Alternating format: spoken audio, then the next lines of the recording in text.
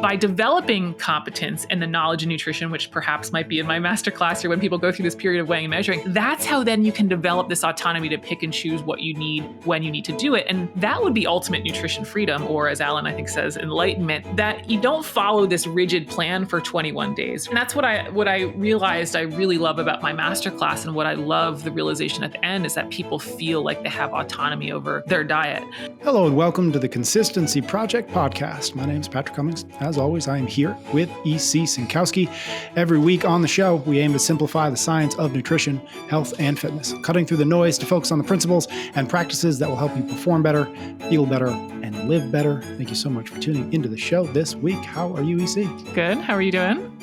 I'm wonderful. I'm excited to chat with you about this. We are going to this week talk about the key concepts of flexible dieting as discussed in the book Flexible Dieting by Alan Aragon, one of the few books that you recommend. So I'm excited to hear more about why that is.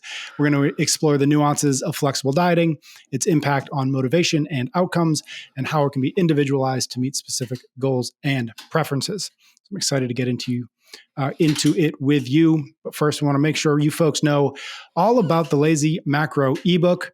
You are crushing the 800 gram challenge, I am sure, and you're ready for the next step. That's what Lazy Macros is. Lazy Macros is when we combine the 800 grams of fruits and veg we're eating every single day with EC's recommended protein target.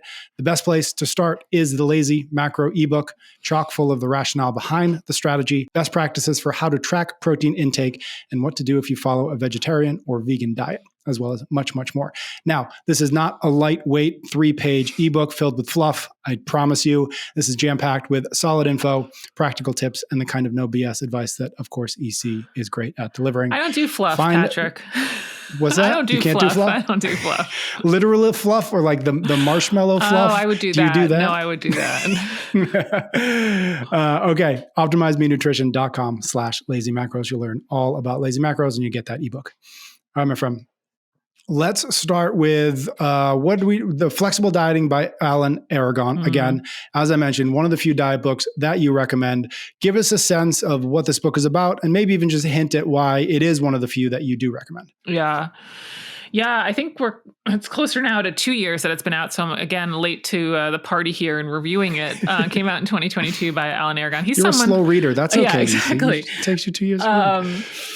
He's actually somebody that I knew about for a long time during my CrossFit tenure as well. And I know there's plenty of times that I've Googled like protein timing Alan Aragon. So certainly somebody in this space that I've always respected his opinion. But I'm so glad he came out with this book, Flexible Dieting. In fact, he even says it in the beginning that he's always asked for a good nutrition book. And so this was his answer. And it certainly is. What I really like about this book is I also get asked by coaches or people that are just highly interested in nutrition and almost like they want a textbook. And I think this is a really nice blend. I know that's maybe not a great way to market things, but I think it's a really nice blend of you're going to get the science and it's not this hyped up story marketing stuff. And it's really a book that you would come back to for a specific section. And I already have over the past couple of years, even though I'm just reviewing it now, but there's been times I'm like, oh yeah, what does Alan say about that? And I'll just go back for that section. So, yes, you can just read it front to back like a book, but it is also a great stand-in for something that you might want to reference. And so today we're going to talk about some of the takeaways. I don't feel a need to do a blow by blow on a book that I really like, and instead just kind of pick some threads that really resonated with me. And you can go to the book for all the details on how much protein does he recommend and timing, and do I eat meat or not, and all of the other details that we're not going to cover. Okay, 2 super quick context questions. Yeah. One, is he a scientist? Is he a journalist? Like, what is his perspective coming into this book? And obviously, it's broader than just the book, but like, what is he coming in with? Yeah. If I've got it right, he's got a master's of science and he's worked with clients forever, but he also is part of published research as well. And so some of the studies that I use frequently, what we're going to actually talk about, one, he's part of. So he's got this nice blend of, he's certainly worked with clients. His background is more in the bodybuilding space, but he definitely works with kind of the recreational exerciser as well. And then, he's got his hand in actually publishing research, which is great. Dig it. Okay. So I think the natural question is like, what the heck is flexible dieting? Yeah. I mean, that's really important, as we always do, to kind of define what we're talking about. And I think flexible dieting is another one of these words where a lot of us have different ideas or meanings. And in fact, I think the word can be more nuanced than people believe. I'm going to get to how he ultimately meant flexible dieting in the title, but I think in many circles, including our own, this term flexible dieting has become synonymous with doing macros. Mm-hmm. That's sort of the perception, and really the concept, even if it fits your macros, or you'll see this as the acronym IIFYM. Yep.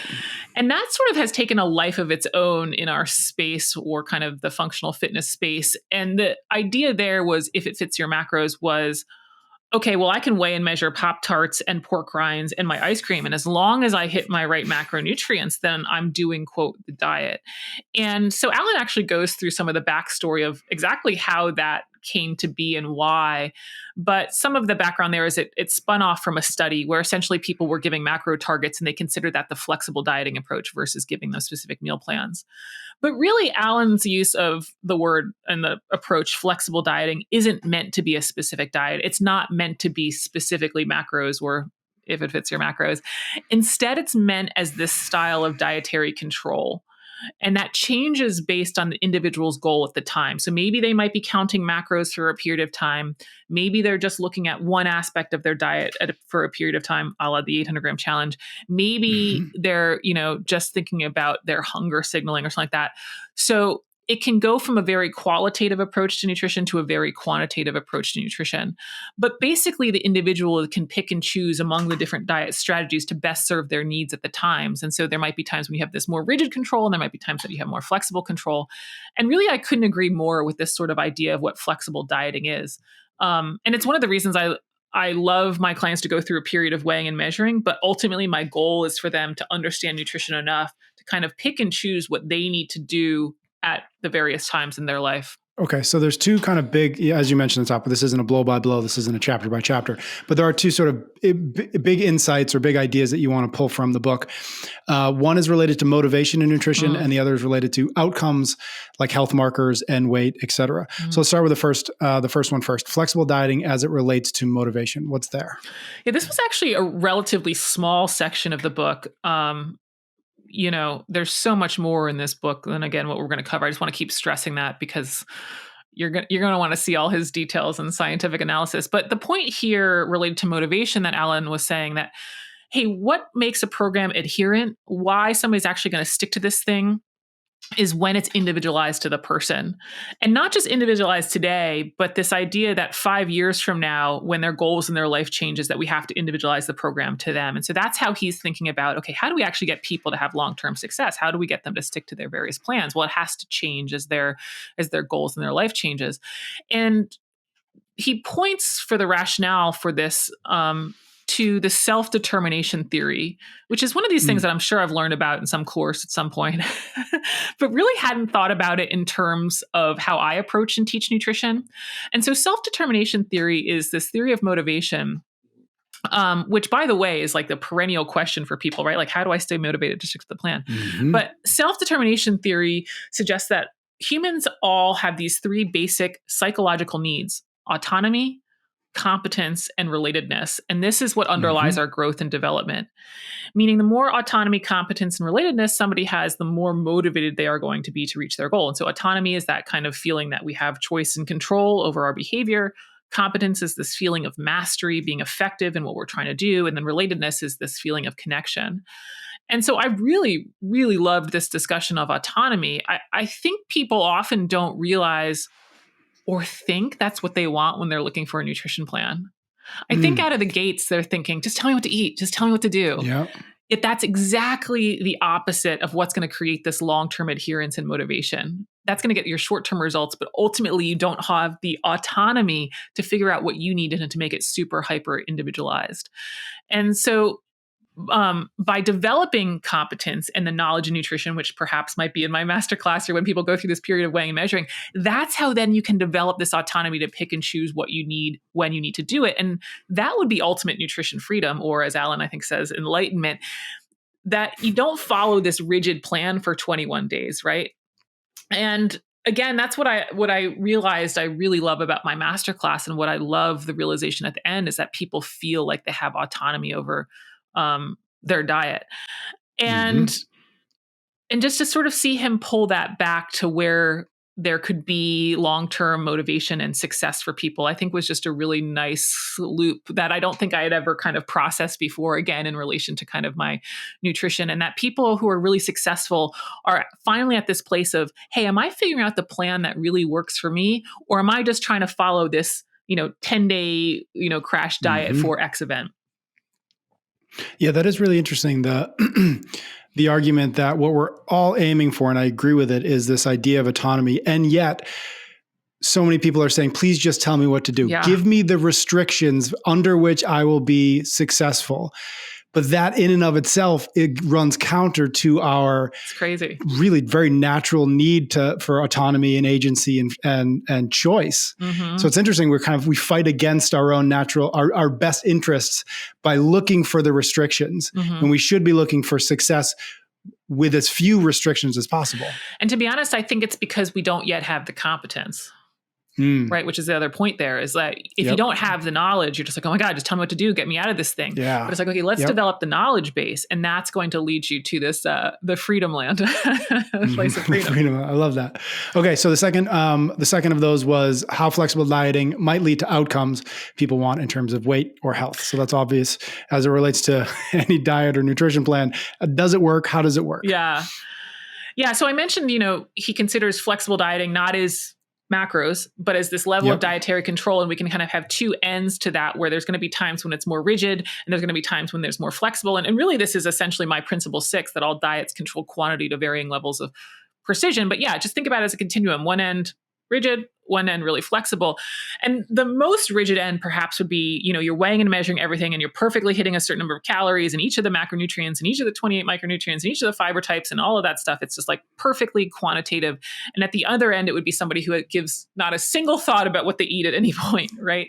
Yep. Now, as he points out, what we find is that when people have really rigid control, and it might not be as extreme as that end I just mentioned, but it tends to be associated with greater disinhibition in consumption. And disinhibition means immediate gratification or these impulse behaviors around eating.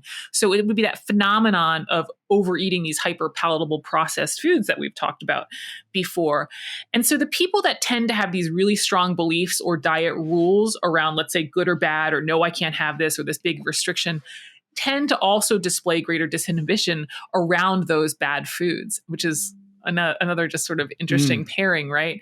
Now, of course, there's some other factors that come into play when we overeat these things. We've talked about their addictive nature and so on and so forth. But we find that sometimes these rigid dieting behaviors are associated with higher BMI. That's an association study, so we can't say that it's the rigid diet behaviors that are causing the gain weight. Maybe they've gained the weight and now they're reverting to this in attempts to lose it.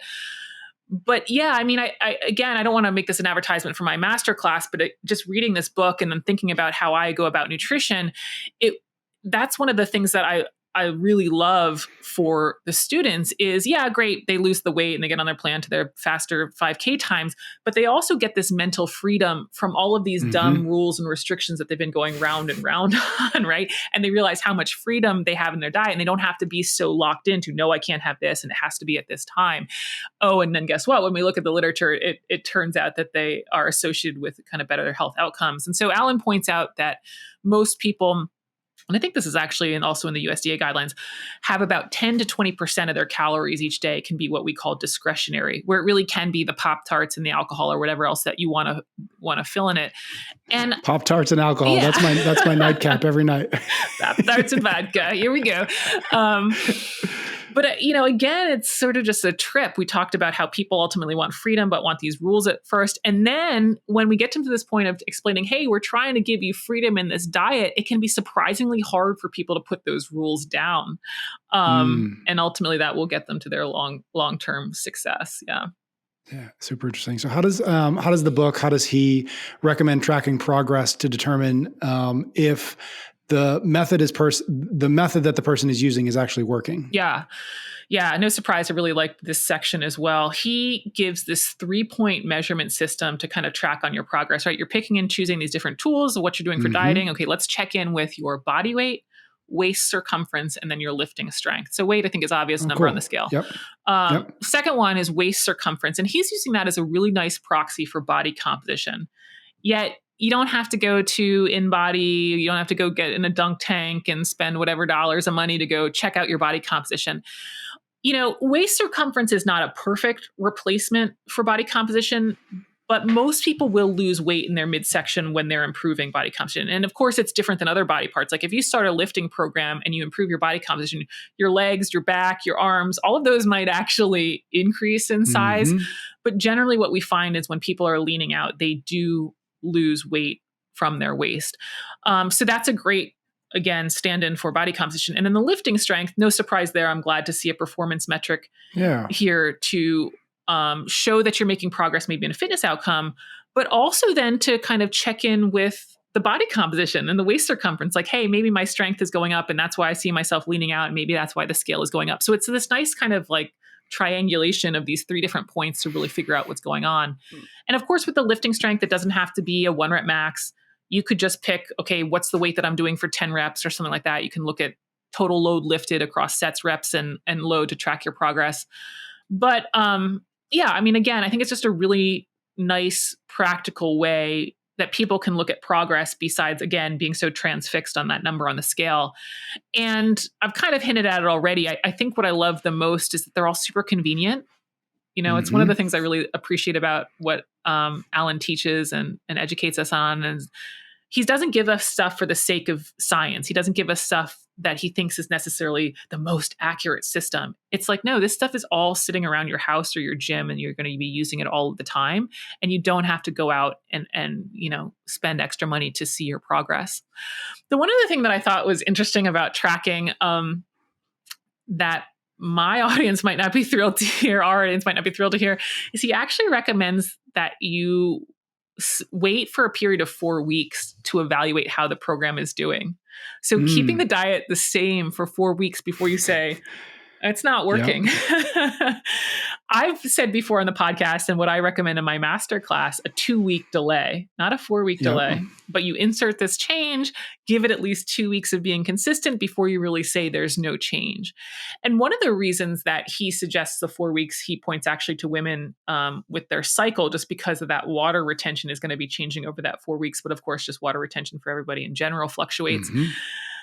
And yeah, I'm going to tell you that, people have 2 weeks feels like a really long time, when you're living through the days and hoping to see progress and you're putting all of this work and things aren't changing. And so here he comes in with the 4-week idea.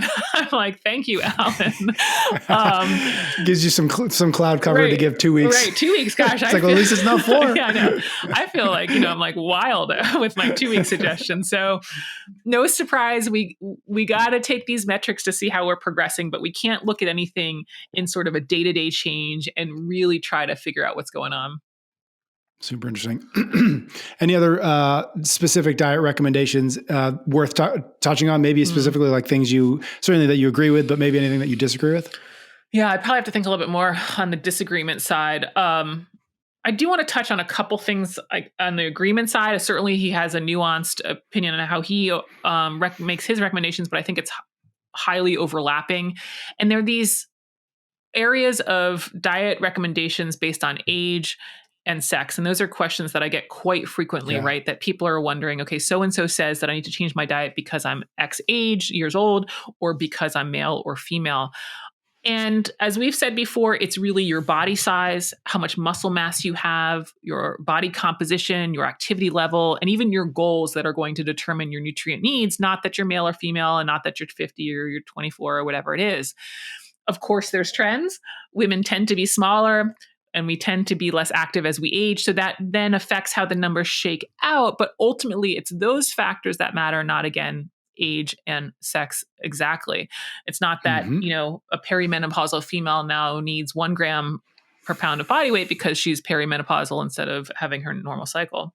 So I just want to highlight these because, again, these questions do not stop, and that's fine. There's a lot of people who are promoting this idea, but thank you, Alan. Page 76, quote, "The collective evidence does not warrant different protein intake levels between the sexes," page 1 10. That was on protein. Now, this one, as in the case of protein, the collective evidence does not warrant different carbohydrate intake levels between the sexes. And here we go on page 146, agreeing for the same thing with fat, also stating that the lack of sex differences makes sense, quote, considering the wide range of goals and preferences across individuals was essentially nullify the validity of generalized sex-specific targets. Thank you, Alan. Thank you. We just spelled out for all of the macronutrients, we are not making broad sweeping statements based on male or female. And then he goes into examples of how he would go about and plan out people's nutrient needs. And guess what? He bases it on their weight, their lean body mass, their activity, their goals, not again their sex or their age. He does talk a little bit about aging, and the references that he cites. While they do recommend protein higher than the RDA, they are not as high as my 0.7 grams per pound, which again, I just like to highlight that because everybody thinks, oh gosh, I hit 45 or I hit 35 or I hit 50 and I need to now go to 1 gram per pound. No, that's not what the evidence says. And Alan was also part of this team that this is meta-analysis on protein intake. So again, we're pulling together research from lots of different studies. I cite it frequently. Basically, what they were trying to figure out is, where do we keep gaining muscle mass with our protein intake? And then where does it just become gratuitous protein intake? Like I keep eating more protein, but I don't get any more muscle mass. And what they found is that the 0.7 grams per pound is where individuals were able to maximize their muscle mass. And then after that, they didn't necessarily get more muscle mass gains. This is a Morton paper in the show notes, but he was part of that team. Now, here's the nuance there. That's one of the reasons that I like the 0.7 number. There's other reasons, but that's one of the reasons I recommend 0.7 grams per pound of body weight protein. But whenever we give a number like that, we're talking about biology. Biology always has a range, and height's a really obvious one. You know, we could say the average female height is 5 feet 4 inches. Okay, well, we know not every female walking around is 5 feet 4 inches. And that said, most women, let's say 98% of women, fall in between 4'11 and 5'10. Of course, there's outliers outside of that.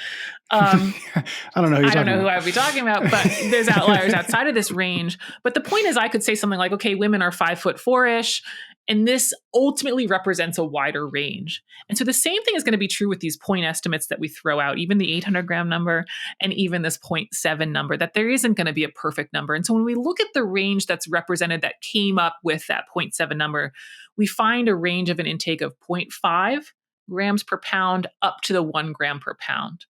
And so this is where Alan suggests, okay, for the people that are really looking to maximize muscle mass through their resistance training, to hedge their bets, they may consider eating that 1 gram per pound level. This is not particularly different than what I say. I've always been like, okay, we're going to be at 0.7, maybe upwards of 1 gram.